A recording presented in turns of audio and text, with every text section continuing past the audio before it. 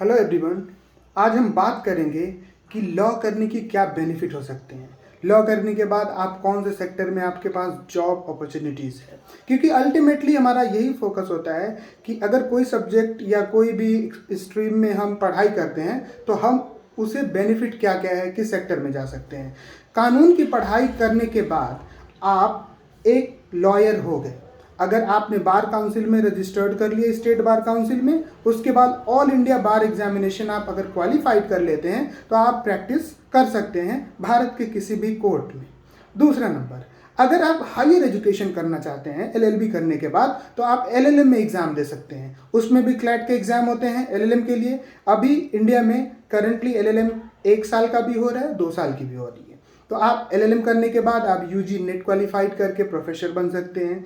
उसके बाद तीसरे नंबर पे आप सिविल जज का एग्ज़ाम दे सकते हैं, जो हर स्टेट में हाई कोर्ट्स कराती है जज के लिए। वो भी एक बहुत ही अच्छा अपॉर्चुनिटी है स्टूडेंट के लिए लॉ करने के बाद। तीसरा नंबर, आज जो जनरेशन है वो चाहती है पैसा कमाना। तो आप पैसे के लिए अगर आप जाते हैं तो वो लॉ फर्म है, कॉरपोरेट है, बहुत सारी कंपनियां हायर करती हैं लीगल ऑफिसर, वो भी आपके लिए एक फील्ड, अच्छा फील्ड है।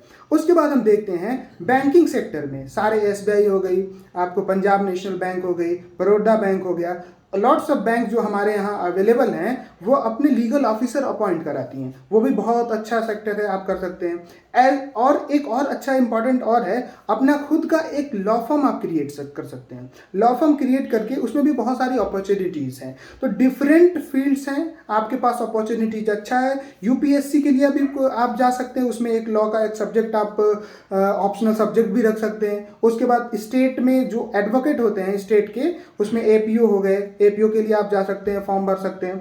बहुत सारी अपॉर्चुनिटी है लीगल फील्ड्स में। लिटिगेशंस हो गए, जैसे हमने बताया, लिटिगेशंस हो गए, जजेस के लिए हो गए, कॉर्पोरेट लॉयर हो गए, लीगल फील्ड्स के जो बैंक में लीगल ऑफिसर हैं उनके लिए आप क्वालिफाइड हो सकते हैं। तो कानून की पढ़ाई करने के बाद आप ये सेक्टर में आपके लिए जॉब अपॉर्चुनिटीज़ है। उसके बाद आप ह्यूमन राइट्स एक्टिविस्ट भी बन सकते हैं, आरटीआई एक्टिविस्ट भी बन सकते हैं, जो अगर आप समाज में सेवा करना चाहते हैं, आपके पास वो लगन है। क्योंकि देखिए लॉ है जो ना आपके पास राइट्स और ड्यूटी दोनों इम्पोज करता है। तो अगर आप अच्छे से पढ़ाई किए हैं, आप 5 सालों में या तो 7 सालों में, तो आप इस सेक्टर में भी जा सकते हैं। और आप आईपीआर के सेक्टर में, इंटेलेक्चुअल प्रॉपर्टी राइट्स के सेक्टर में भी जा सकते हैं, इन्वायरमेंटल प्रोटेक्शन में भी आप जा सकते हैं। तो बहुत सारी ऑप्शन है। और एक और चीज़ मैं बता दे सकता हूँ कि फॉरेन से भी आप एलएलएम कर सकते हैं। फॉरेन से एलएलएम करने के कुछ बेनिफिट्स होते हैं, जिसको हम ये कोशिश करेंगे कि नेक्स्ट वीडियो में आपको ये बताएंगे कि इंडिया में एलएलएम करने से